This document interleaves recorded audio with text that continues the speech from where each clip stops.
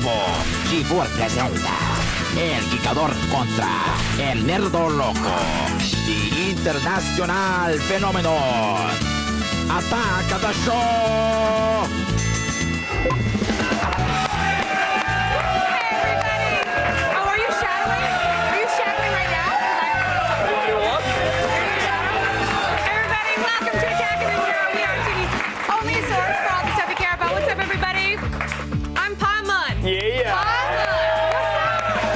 Crusty Kevin Pereira coming to you live from the G4 studios in Los Angeles. Well, I like to think so. It's Pi Day Eve, everybody. It's going down. It's getting messy. On the show today, a water jetpack. What? Yeah. What? And around the net, we'll reveal what we're calling the greatest invention in the history of the world. Hey, take that, cotton gin. What? Water jetpack takes the You cake. just called out the cotton gin. You're crazy, Mom. Yeah. Sorry. Plus, we'll demo the best iPhone apps out there. Today, we'll look at a special Valentine's Day app, a video game style, and a biorhythm NFL predictor that claims to know the outcome of football games, huh? Let's go LeBron, huh? What up? Steelers? No, I agree. I think the Cardinals are going to get it fade away at the clock. Yeah. Boom! Right in the goal. Yep. It's going to be sweet. Hole in one. All right, Hole plus, in one. in the loop, we're embedded into the cell wars of '09. Ooh, it's Apple versus Palm. Need a little prompting. General Jobs and his army received a multi-touch patent this week, and they're threatening lawsuits against Palm. We'll get you up to date. Relax, everybody. It's going to be fine. Just chill out. You don't have a palm. Don't worry. Then we head into the Asian underground with film experts Chris Gore and Jeff Wong to look at some martial arts mayhem. Today, we look at the films Kung Fu Fighter, No Pandas, and Tokyo Gore Police. Time now to run down the top 5 things on the web. Going around the net. I was just running it down.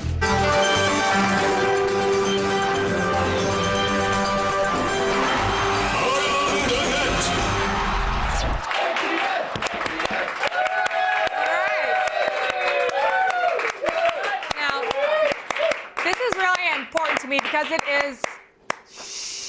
I didn't already stop clapping. I'm sorry. Wait till you hear what number 5 is. What do you got?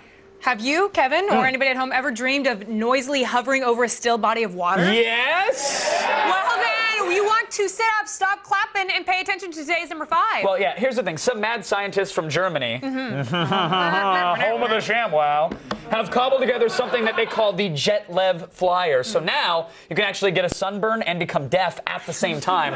Incredible. They've matched it up. It's great. This clip is made even more epic, though, with the theme from 2001 by composer Richard Strauss. Oh.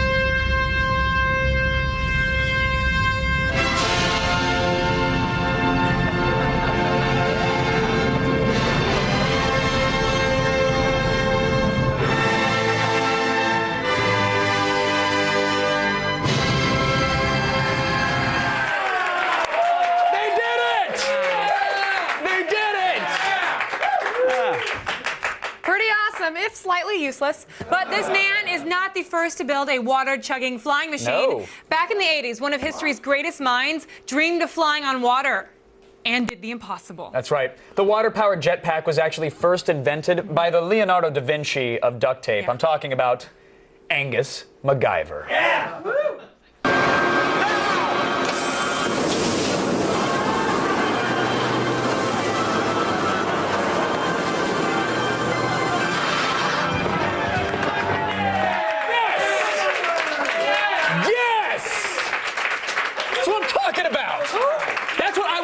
About. You want to know what I was talking about? That was it. Well, I'd like to know who that was with MacGyver, because all I remember was. Oh, in the last episode, MacGyver actually managed to slap together a son. What? Well, yeah, he had some modeling clay and speaker wire, and boom, he's got a kid. He's amazing. Amazing. That's amazing. Yeah.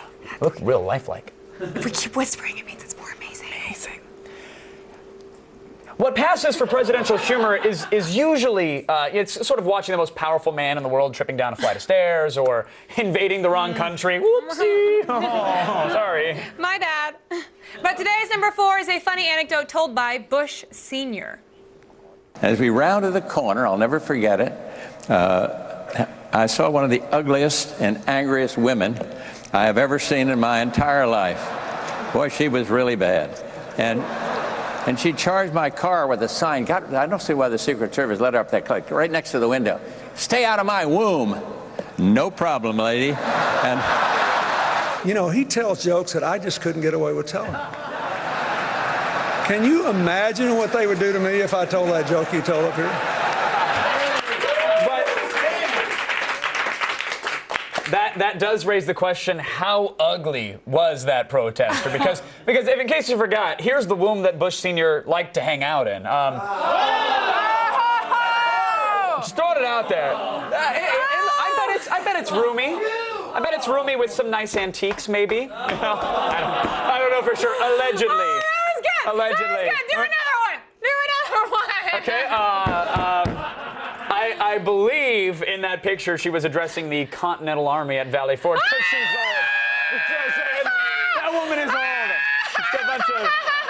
Just a bunch No, you didn't. bunch of dust and broken plumbing. You know what I mean? That's all it is. That's all it is. Do another one. Do another. What do you want? You want a general one? What do you want? Do a Lord of the Wings one. Lord of the Rings? Yeah, okay. do it. I believe that photo was taken just before she led the charge of the orcs into Helm's Deep. Snarf. Boom! Too soon.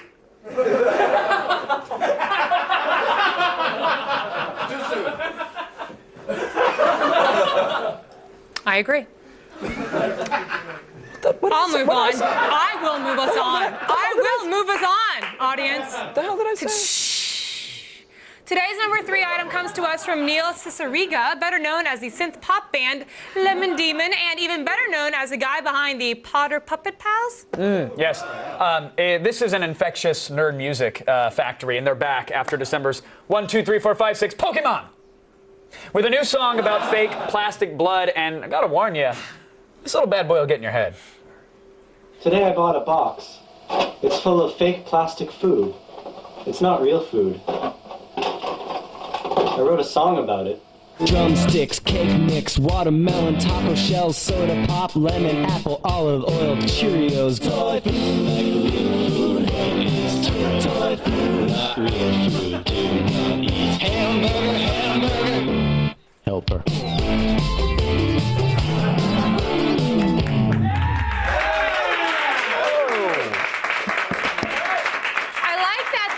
Song also doubles as a public service announcement. I sure wish someone had told me that toy food isn't real food. Look, I told you that if you just keep thinking about digesting, you're gonna be just fine. Concentrate. Your body will...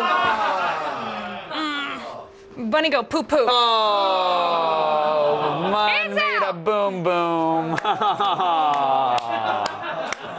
Feels good when you poop sometimes.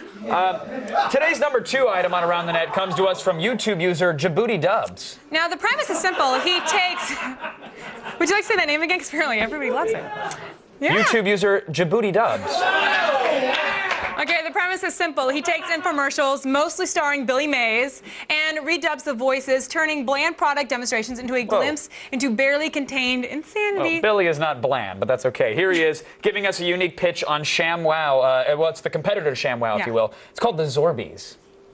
Billy Mays here with another fantastic product. It's called Zorbies, and it's going to clean up all your stains. Look at that with its ultra-absorbent material. It cleans up all that and guess what? You can just wring that out when you want. This powerful vacuum action just pulls and cleans, and it cleans it right out. Check that out.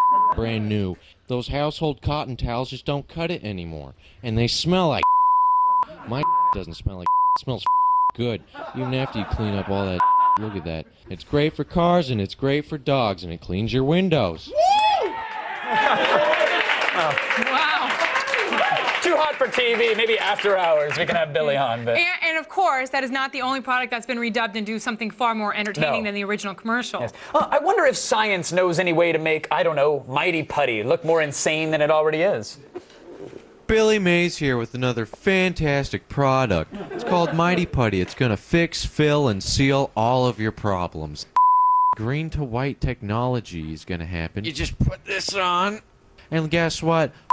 Optimus Prime can't even tear the off. Your fat ass broke a chair. Why not just fix it? Look at that.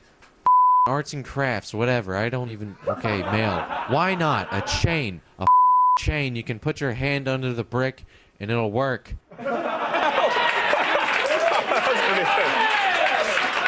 Just put your hand under the brick, it'll work. It's fine. So it looks like there was a way to make that putty more interesting. That was good. You just stay away from Vince Offer, buddy, because that guy is my meal ticket. By the way, just got his movie on Netflix. It's coming. Oh, yeah. Yeah. Shane Wild Guy has a movie. I can't have the half-star comedy. Something like that. So good. Still ahead.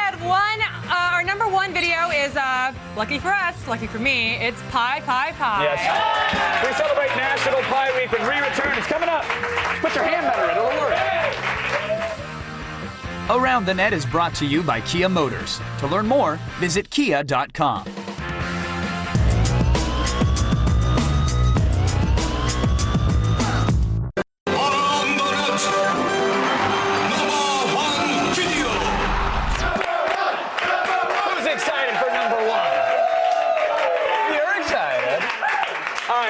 The last week in January has been officially renamed National Pie Week by us here at Tag of the Show.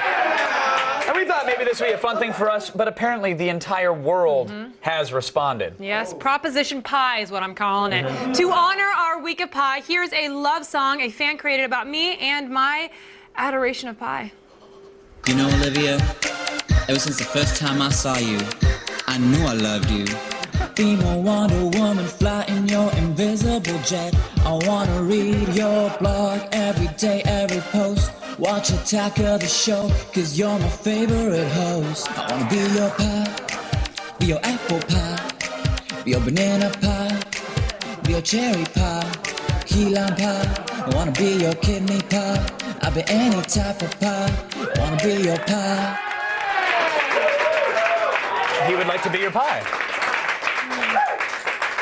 Well, thank you, internets. Tens of thousands of people have signed our petition, and now it's time for an update. Here's some breaking pie news.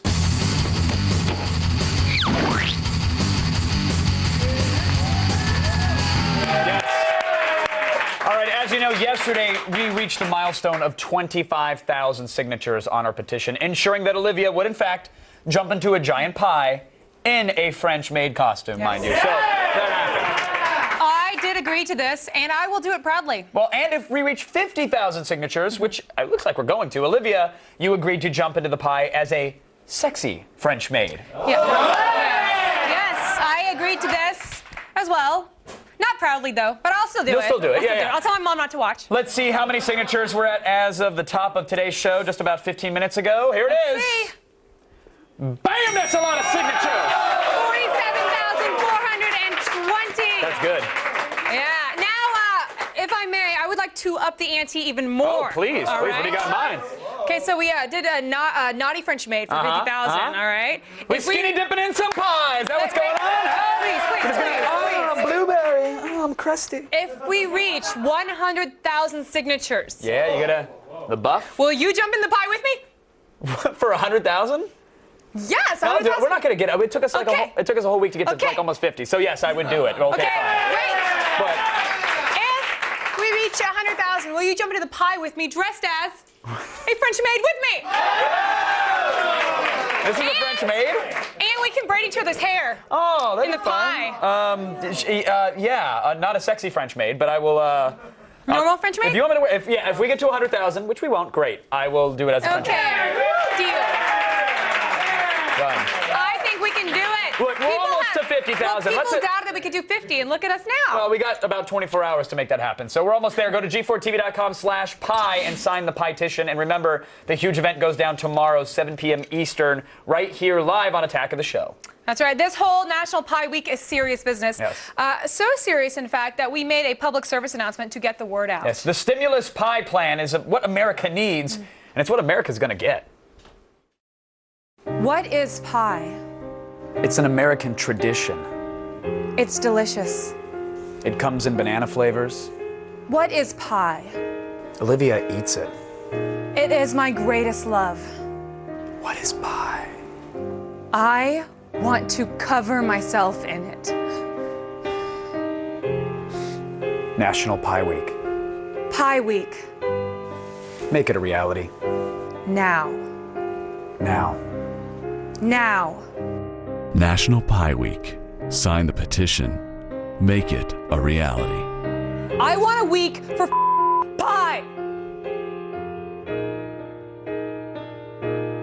I love it so much.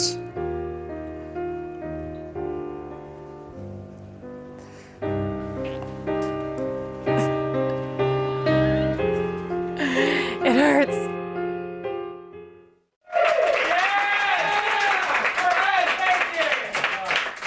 Pie we can. Pie we can. Pie we can. Pie we can. Petition Daily Viral Fix and check out all the viral videos we have to offer. Go to g4tv.com/around the net. Pie we can, Olivia. It's a new day. Everybody, it's been less than a year since Apple launched their App Store. It's a new day. It's a different day. Okay. Okay, so it's been a year since Apple launched their App Store for the iPhone, and the virtual racks are already cluttered with different applications for you at home to buy. Yes, so we did some digging for you and narrowed the field down to find some of the best iPhone apps out there.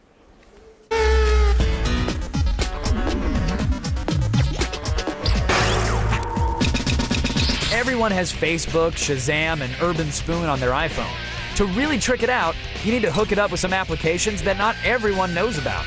Check out these 3 off-the-map apps that promise to come in handy. First, check out Easy Writer. One of the biggest complaints about the iPhone is the tiny keyboard that makes sending emails difficult. Well, Easy Writer fixes that. The wider keyboard makes you type faster with much greater accuracy. You can even increase or reduce the font size to show more text. And best of all, this incredibly useful app is free. Download it now and tell the BlackBerry users to suck it. Next is Silent Hill, The Escape. This game doesn't cut corners and includes all of the original gameplay of the console version. Featuring surprisingly detailed graphics and awesome sound effects created just for the iPhone. Shoot your way through levels ranging from an abandoned hospital to a frigid subway with just a dim flashlight and your gun to guide your way. The phone's accelerometer is used to aim your weapon while you blast your way through level after level. This first-person shooter is a real step forward in game development for the iPhone, so don't be scared off by its $7.99 price tag. Finally, with the Super Bowl approaching, lots of people are going to be making friendly wagers on the outcome. So how do you get an advantage? Try out BioMatch NFL, an innovative app that uses birth dates to calculate the biorhythms of the players on each team. This information might just help you figure out who's going to come out on top. Just choose the starting lineups for each team and let BioMatch do its thing. Download it now for $1.99 and have a leg up this Sunday. That's it for our exploration into applications unknown. So go hit a Wi-Fi hotspot, download these, and win at life. All right, want to show you a couple others. First, we're going to look at this, it's the eye hand massage app, perfect for re-energizing your tired hands, including the hands between your thighs, I guess. That's all it's good for, is helping your hands. There are 3 different speeds. You got low, medium, and Pereira. And there are also 3 different settings. There's pulse, steady, and mix, which is sort of a variation between the two, Olivia. The app is 99 cents, and it's that easy. Does it feel like a massage? Yeah, so here you go. You can set your time. Let's go like 1 minute. You hit start, and look at that. Oh. That's just annoying. Yeah. No, but it's the good kind of. It just seems like you're getting a call. Shh, don't run this phone. Don't run this phone. Get off of me. Well, I'm just saying, and it's good, you know? Not really. It doesn't feel like a massage. It's 99 cents. You can get off. All right. Well, I guess you put it somewhere else. Hold on. Yep. All right. That was Pereira setting. I know that. That was it. No more having to like give kids quarters at payphones and tell them to page you while it's the pager's in your pocket or anything. Well, that's what you do? No, I'm going to move on. We're going to check out the Valentine and Love Cards application, okay? So having a girlfriend is a major nuisance around Valentine's Day. And this economy... Or any day, yeah. Yes. But the economy kind of sucks right now, so you need to find ways to please her on the cheap. And that's why you should spend... The eye hand massager. No. Oh, what? Oh, sorry. I thought we were just talking about the same app. The $1.99 on this app. Okay? Oh, mixed cards. So there are 3 different templates: pattern, picture, and photo. Customizable text with adjustable font types, sizes, and colors. That's a lot of customizing. Yes, you can resize and customize photos using the 2-finger pinch. Now, there are currently over 45 different templates with more on the way. So right now, I got a little picture of you. Oh, there's a photo of me. I'm just going to add a So we're gonna add a little text? text. What are you writing? Huh? What are you going to write there? What are you putting down there? Hold what are you on. texting into that phone? What are you typing into that Wait. iPhone? What are you going to type in there? What are you going to make happen? Stupid iPhone. Something happen on that screen? You putting a little message? What kind of message you putting in there? You using fonts? What are you doing there? You pinching and pulling? What's happening here? This is... Oh, wait, there it is, guys. Oh! What is...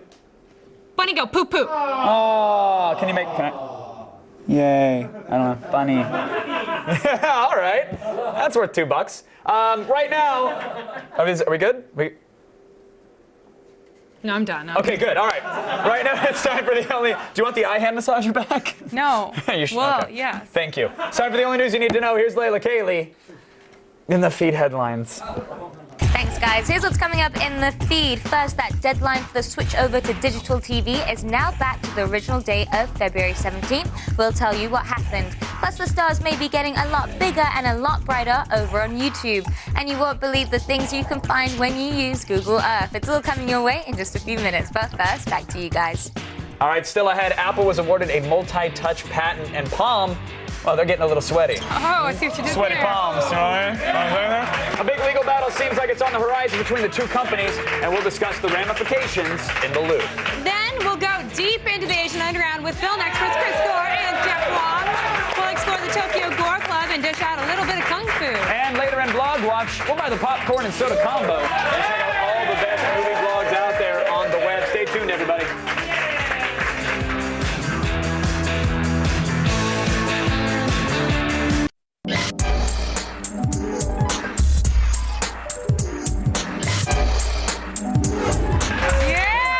Hold on. 50,000, ladies and gentlemen. 50,000 signatures done. What was just that? happened. Who did it? Jay Brown. Jay Brown. Number 50,000. Well done. Question. Jay Brown was also number 23,000 through 27,000, by the way. Now that we know that we can get 50,000 signatures on Pi, Yes. do you think we should actually dedicate our time to doing something good with the... Oh, no. No. 50,000! Skip me mine! It's gonna happen. 100,000! Skip me up. It's so not happening. Welcome back, everybody. We are live and about to get jiggity with the journalism. What? What? You mean the feed? Yeah, the news you need to know, that stuff.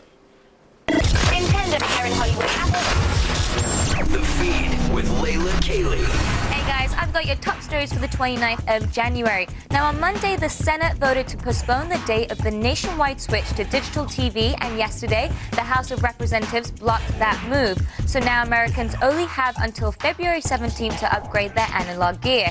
House Republicans voted against the delay, and it failed to get the 2/3 needed to pass. Democrats and consumer groups want to postpone the switch because they're worried that many people haven't received government-issued coupons to purchase new digital converter boxes, and on February 18th will wake up to see only static on their TVs. Now, YouTube is in the middle of negotiations with one of the top agencies in Hollywood to put more stars on their internet videos. The William Morris agency, who represents stars like Mel Gibson, Natalie Portman, and Jackie Chan, is one of the oldest and most respected agencies in Hollywood, and they're close to signing a deal that would give their clients a piece of the advertising pie for any videos they might create and post on YouTube. Right now, YouTube is mostly amateur videos, and this would bring the popular video sharing website some major star power. Now, if you suspect that your ISP is slower than usual, you can check with Google to see if your suspicions are on point. Yesterday, Google Labs released something called Measurement Lab, and you can use a feature within it called GlassNOS that measures whether BitTorrent is being blocked or purposely slowed down on your internet connection by your ISP. And you don't need to be a smarty pants or a hacker to use GlassNOS. All you need is a current version of Java. And it looks like this is a score for net neutrality. All of the findings on MLab's site will be completely public. The Army is rushing to recall over 16,000 plates of body armor because they don't think it offers enough protection. Last year, the Pentagon's Inspector General reported that both the Army and the Marines had bought billions of dollars worth of ceramic body armor without testing it. According to the Washington Times, the body plates which the Army is now recalling are part of this same batch of untested armor. And finally, 2 farmers in Switzerland got busted by police for growing crops of marijuana on their land. And the thing that tipped authorities off was believe it or not, Google Earth. The Swiss police were investigating a drug ring and they suspected that there were marijuana crops hidden inside a field of corn. One trip to Google Earth proved their suspicions correct, so they were able to arrest 16 people and seized almost $1 million in cash as well as over 2,000 pounds of pot. Gosh, I wonder what they did with it. Well, that's it for today, but don't worry, the feed doesn't stop here. Get all the news you need to know anytime at G4TV.com. I'm Layla Cayley, and you've just been fed.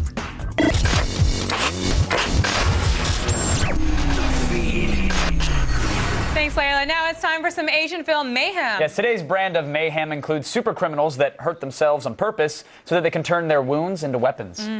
Seriously. Time for Chris Gore and Jeff Wong to head into the Asian underground.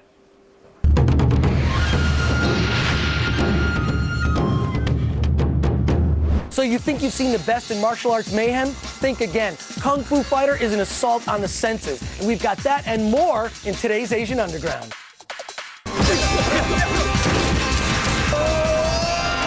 Joining me here today at my favorite import DVD store in Los Angeles, Spin Fusion, is my esteemed colleague, Jeff Wong. You've got to tell me about Kung Fu Fighter. The action looks awesome. Yeah, Kung Fu Fighter is a movie set in 1930s China where a reckless but kind-hearted martial artist is in search of his father. He finds himself in the middle of a mob war between two local triad bosses. He also finds himself adopted by sort of this martial artist master family that owns and operates this restaurant.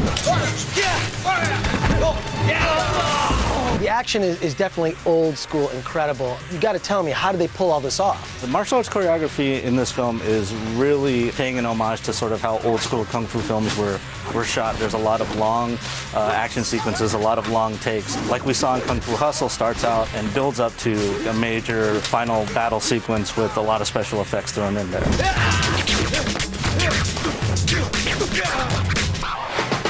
All right, Jeff, you're always throwing me some crazy anime. What are we looking at today? This show is called Gurren Lagann, and it basically follows a group of rebels who live in sort of this desert wasteland. They found a giant mecha robot, and they use that to fight against these pirate-like beastmen that have sort of been ravaging the planet. Tell me about the art and anime. Well, this film was done by the studio Gainax. It was founded by a bunch of fans of anime. They're always trying to sort of push the medium in terms of style and design and animation techniques and ultimately storytelling. These guys do a great job. They take a long time to make their shows, but when they do, I'm always looking forward to it.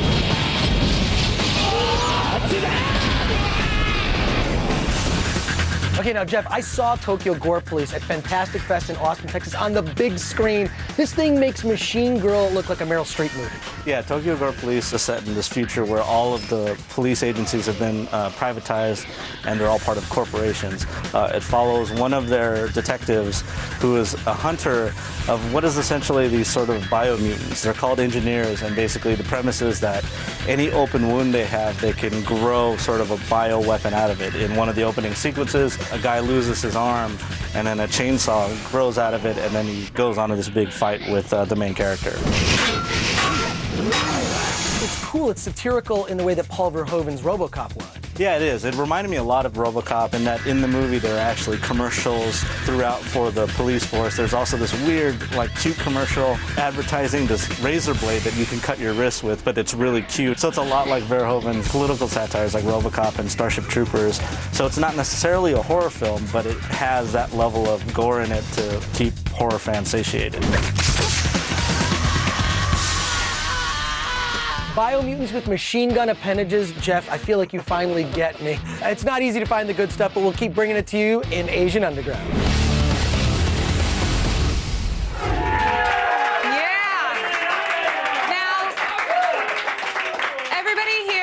Show would like to wish you all a very happy Chinese New Year. It is the year of the ox, so if you're following at home, ox comes off the menu. Off the menu now. But now that the year of the rat is over, bon appetit. Oh. It's really good with some soy sauce and mandarin oranges.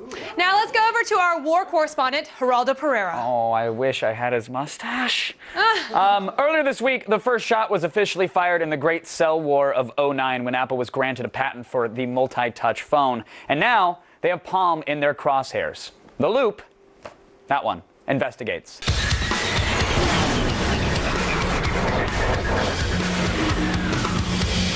Joining me from New York to help make sense of it all, senior editor for Silicon Alley Insider, Dan Fromer, is here. How are you, Dan?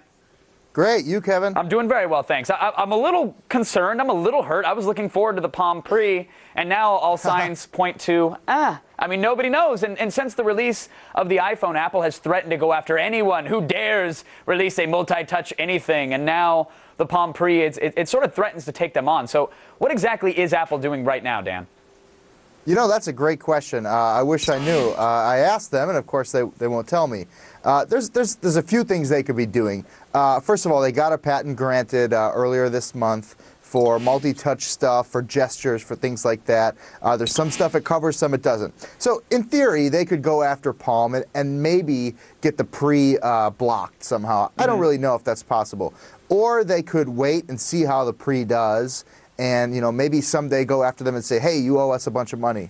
Or they could just do nothing with it and have this patent in case someone goes after them or whatever. Right.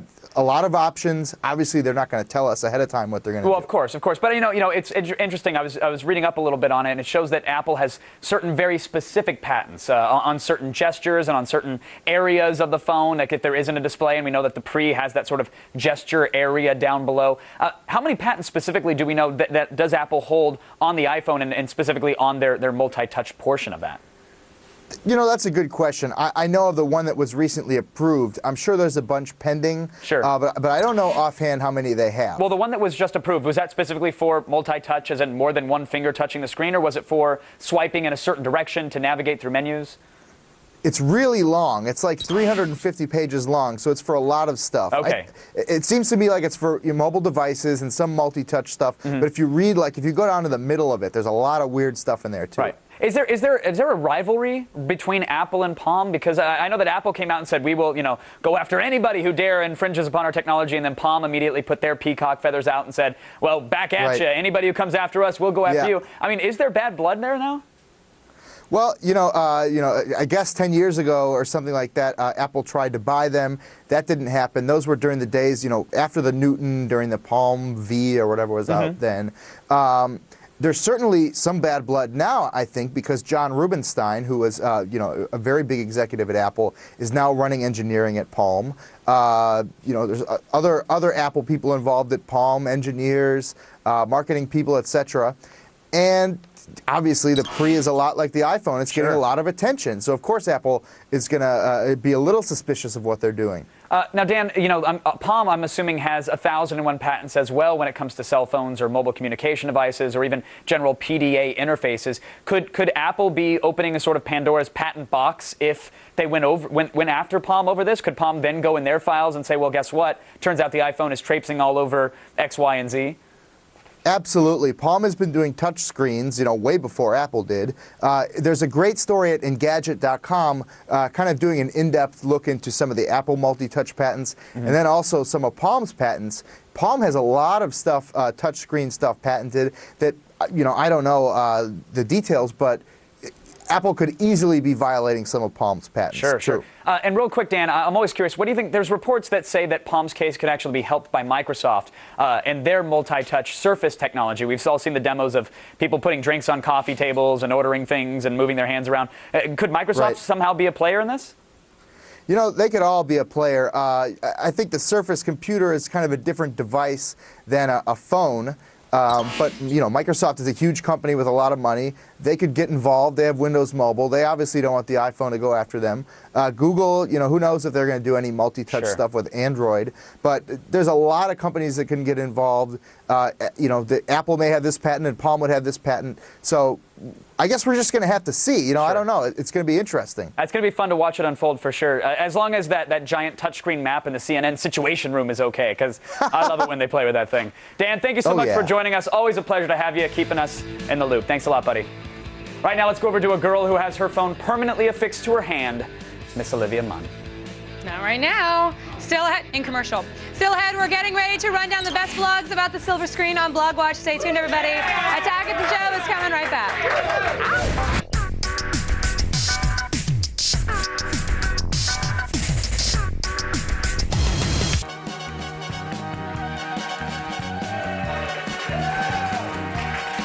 I would do that if I had to. Oh. Hey. Hey, audience. Since it's National Pie Week, what's the greatest pie movie of all time? American Pie. Oh, good one. Sweeney Todd. Huh? Pie. Pie? Darren Aronofsky. Pie. You know what I mean? Oh. Yeah. Chip in his head, drilling. That's, yeah. Yeah, Okay. yeah. Black Would you like and to know why? artsy. Why? Oh, what? Well, because we're looking at the best movie blogs out there in BlogWatch. Oh, I didn't. Okay.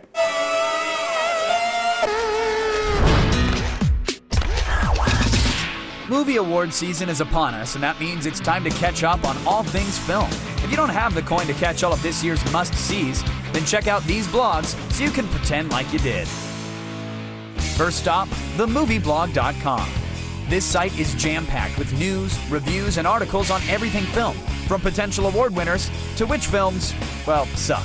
The self-described home of correct movie opinions gives honest reviews and refuses to pull punches.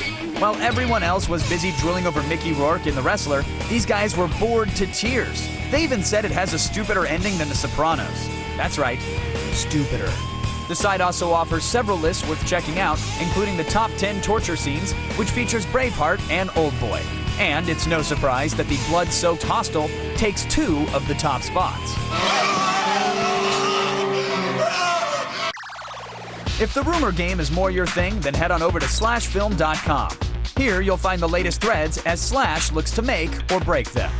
Will Sarah Connor turn up in this summer's Terminator Salvation? Well, these guys say it's looking good. And word on the Arrested Development movie is that it's purely hypothetical. Slash also posts video blogs from big events and tons of amazing fan fiction. Check out what The Dark Knight would look like as an NES game.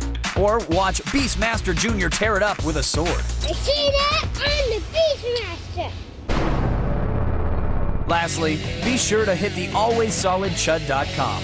Even though the site's been around for a while, we keep coming back for more. Swing by the horror section if you've got the guts and spend time in the creature corner. You'll get a first look at the brand new Michael Myers mask from Rob Zombie's Halloween remake. Also, check out the trailer for Grace, the film that's been terrifying audiences at Sundance. I'm just feeding the baby. Be sure to enter one of their weekly contests, and you could win a DVD or a sneak peek of the next big release. Look, just because you're not a Hollywood player doesn't mean you can't feel like one. Stick to these blogs for all of your cinematic needs. And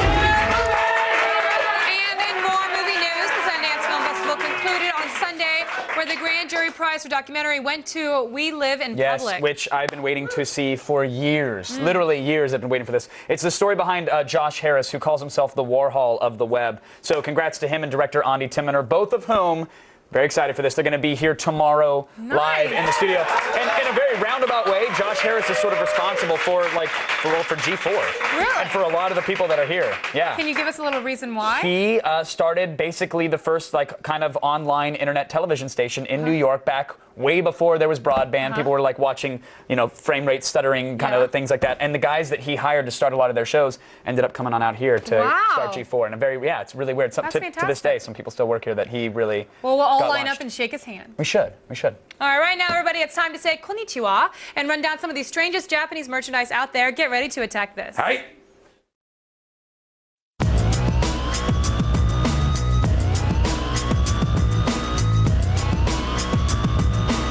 If the Japanese love anything, it's robots and Disney. In celebration of the 25th anniversary of the Transformers, Disney and Takara have teamed up to create a Mickey Mouse Transformer.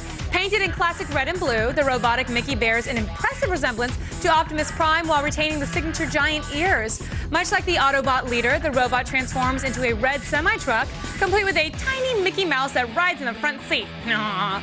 The toy will be released in late February and will make a perfect addition to your Transformers collection. Now, as we all know, the Japanese are pretty serious about ramen in a cup. And you can be too. Behold the My Vending Machine. This item is for Nissin cup noodle fans and stores up to 4 ramen packs, dispensing them with an exact 300 milliliters of steaming hot water. Additionally, the device also comes built with a 3-minute timer, ensuring optimal ramen consumption. This machine is not for sale, and right now it only exists in Japan, so you'll have to book a flight if you want a very special cup of noodles. Hey, love cats, but can't own one because you're allergic? Well, then pick up a Nihon Tomo. Using the most sophisticated and hot water bottle storing technology, the Nihon Tomo strategically hides a water bladder inside the body of a baby kitten, which fools consumers into believing the cat is actually alive. The kitten, don't say ew, the kitten stays warm for up to 8 hours, after which it becomes a cold, lifeless corpse. That is, until you reheat it, it's back to normal. Perfect for nursing sore muscles or hiding hot sake. This kitty cat costs roughly $100. That's 10,000 yen. And finally, do you wish your girl had bigger boobs? Well, the Japanese do, and they've got the solution. It's the F-cup. Yeah, the F-cup is a special cookie made from a plant from Thailand known to have unusual estrogenic properties. In short, it makes women's boobs bigger with a simple dosage of 2 cookies a day. Now, you might think, oh, Olivia, that organic stuff hardly does anything. Well, Mr. Condescending Viewer, according to the nutrition facts, eating too many cookies can throw off your hormonal balance. So, get a 4-pack for $3.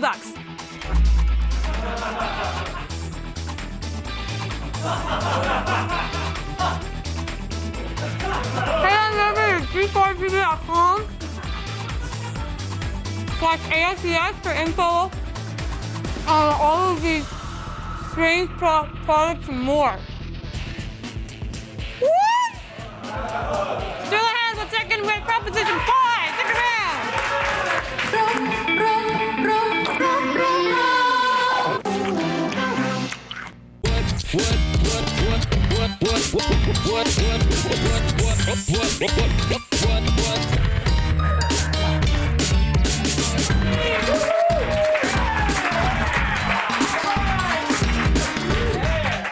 Kind of dizzy.